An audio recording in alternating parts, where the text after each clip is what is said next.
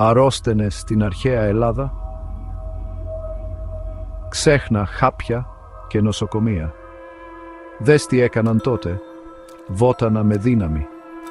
Χρησιμοποιούσαν δίκταμο, ματζουράνα και κρόκο για τα πάντα, από στομάχι μέχρι πληγές.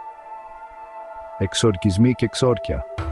Αν η αρρώστια θεωρούταν πνευματική, έφερναν ιερείς για εξαγνισμό. Ύπνωση σε ναούς. Στους ναούς του Ασκληπιού κοιμόντουσαν και έβλεπαν όνειρο με τη θεραπεία. Αιματοχυσίες και θυσίες. Ναι, προσέφεραν ζώα για να κατευνάσουν τους θεούς της αρρώστιας. Δίαιτα και μουσική. Ο Ιπποκράτης πρότεινε διατροφή, καθαρμούς και λύρα. Θα εμπιστευόσουν αυτά τα γιατροσόφια. Πες το στα σχόλια και κάνε follow για πιο απίθανες θεραπείες από την αρχαιότητα.